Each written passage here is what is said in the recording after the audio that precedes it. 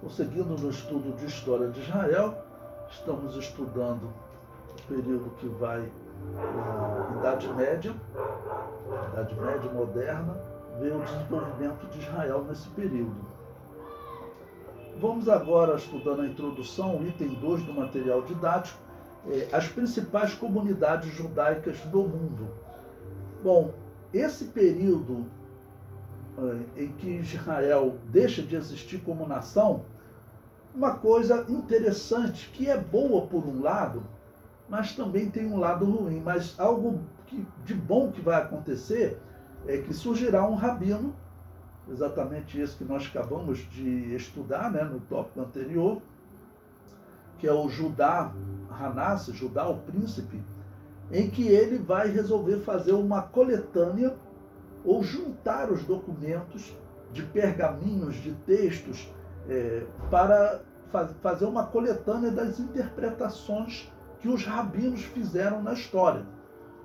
Bom, surge entre eles o ensino de que esses ensinamentos vinham desde os dias de Moisés. Que Moisés, ele recebeu a lei escrita, mas a todo momento ele estava dando instruções, ok, para os israelitas. E essas instruções e interpretações, elas nunca foram escritas. Elas teriam ficado com o povo, principalmente com a liderança, com os sábios, com os escribas e depois com os rabinos.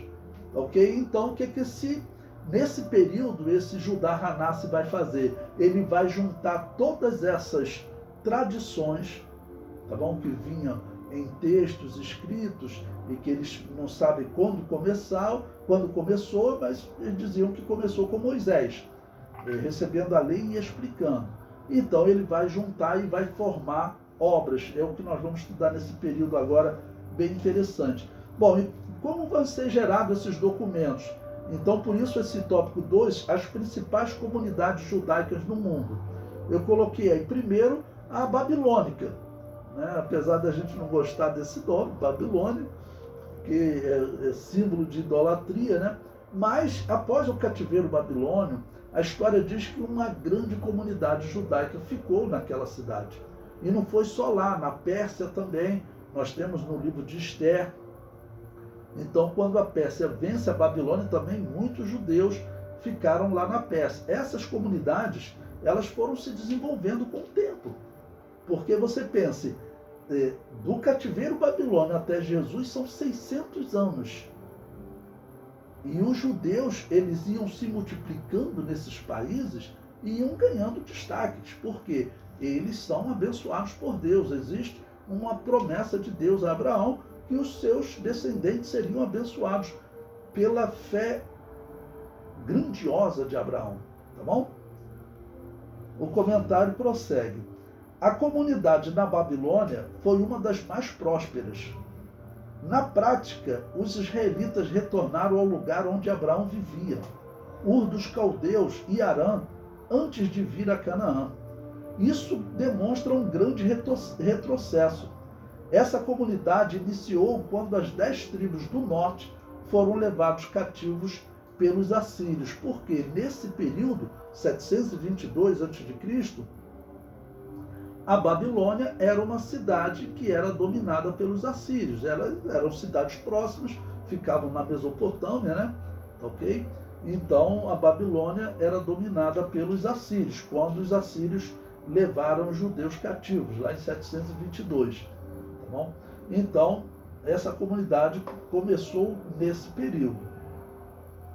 Eu coloquei aí um mapa para vocês no livro, descrevendo o reino do norte, que é essa parte em azul, a parte mais escura, que é a parte que foi levada cativo para a Síria, para a Babilônia, para a Mesopotâmia, onde a Síria dominava nesse período. Então foi levada uma grande quantidade de israelitas e, conforme diz a história, onde eles chegavam, eles se multiplicavam, eram abençoados por Deus, assim como aconteceu no Egito. Ok?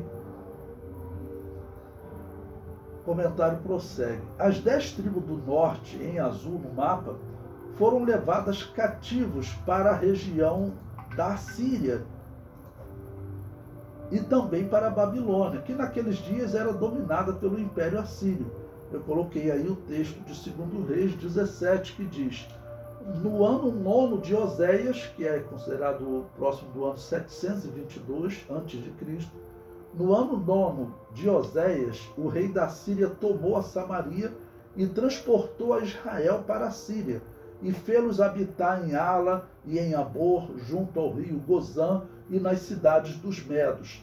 E sucedeu assim porque os filhos de Israel pecarem contra o Senhor seu Deus, que os fizera subir da terra do Egito, de debaixo da mão de Faraó, rei do Egito, e temeram a outros deuses. Ok? Coloquei também mais abaixo um mapa, ok? Um mapa que é comum você achar na internet, que ele descreve mais ou menos a região que é chamada de Crescente Fértil, tá bom? E ali está Jerusalém, o Egito bem à esquerda, Jerusalém, e você tem lá a cidade da Babilônia, na Mesopotâmia, lá também a cidade da Síria, todos, Nínive, né? Toda essa região foi de onde os israelitas saíram para onde eles foram levados. Então, essas comunidades, elas existem agora. Já se passaram 700 anos do cativeiro babilônico. O período que nós estamos estudando, o ano 135, são 800 anos, cerca de 800 anos, que Israel estava espalhado na Mesopotâmia, em Nínive, na Babilônia. Então, 800 anos você forma outra nação dentro da nação. Então, Israel era realmente uma grande nação, ou agora digo, um grande povo, mas sem terra. O comentário prossegue. O grande contingente de israelitas chegou à Babilônia entre 605 e 586 a.C., com as 3 levas de cativos, quando Nabucodonosor conquistou Jerusalém. Então, nesse período do cativeiro babilônico, houve então pelo menos 3 grandes levas, entre elas a que Daniel foi levado, né? Em 129 depois de Cristo, os judeus da Babilônia apoiaram os partas, um clã da antiga Pérsia, que acabaram por conquistar a Babilônia e grande parte da Mesopotâmia, né? Essa questão muito arriscada. Não, você está vivendo num país estrangeiro e os judeus eles apoiaram um determinado povo que queria tomar a Babilônia. Como esse povo conseguiu conquistar, isso foi bom para os judeus, mas se eles perdem, os judeus não poderiam mais viver naquela terra, né? Então veja o que esse historiador judeu diz.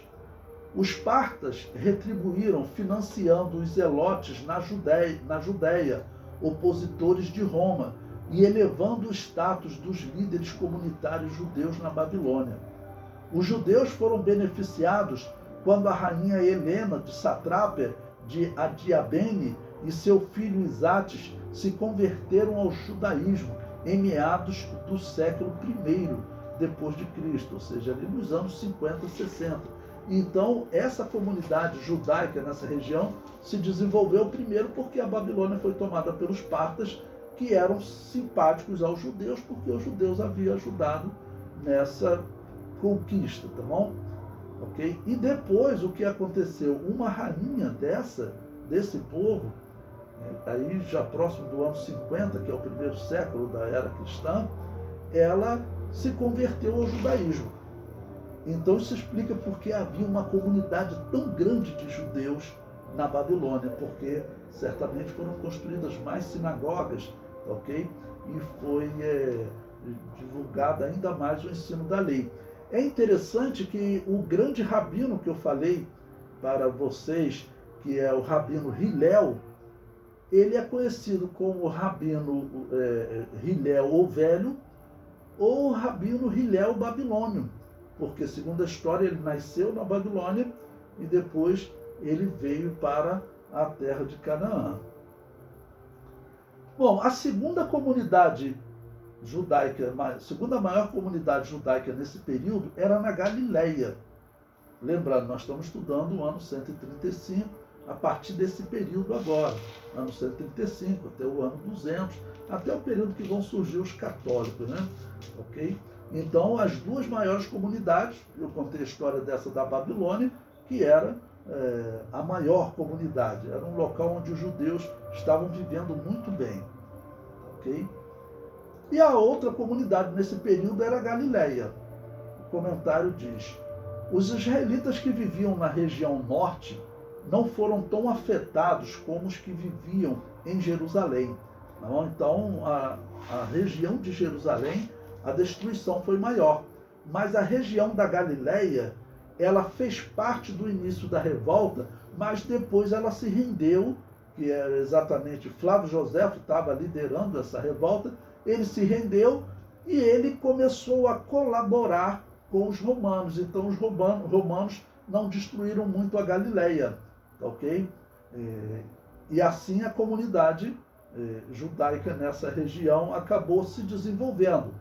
Bom, lembrando, a destruição de Jerusalém havia acontecido 60 anos antes, 70 anos antes desse período que nós estamos estudando. Estamos estudando no ano 135 e ela foi destruída no ano 70. O comentário prossegue. Eles mantiveram certa liberdade, entre aspas, né? Nessa região desenvolveram-se muitas escolas de rabino que mantiveram vivo o estudo da Torá. Havia rivalidade entre os israelitas da comunidade babilônia e da Galileia. Essas duas comunidades, elas vão trocar as farpas, né? Os babilônios criticavam a comunidade da Galileia por estes terem influência na cultura grega e romana. E os da comunidade da Galileia acusavam a comunidade da Babilônia de ter influência da cultura oriental. A comunidade da Galileia reivindicava maior importância por estar na Terra Santa e não em terra estranha. É interessante essa rivalidade, né? Vivendo um período de destruição tremenda, mas eles estavam se colocando na posição de essa escola aqui vai reerguer, vamos assim dizer, o ensino das Escrituras e vamos recuperar a nação de Israel, lembrando que nesse período eles não existiam como nação, ok? A partir desse período agora, essas escolas começarão a ser caçadas. Aí vai ter um período aí de uns 60 anos, 50 anos, e virão então outros imperadores que vão parar com essa perseguição aos judeus e vão até ter alguns judeus, alguns rabinos como simpáticos a eles, né?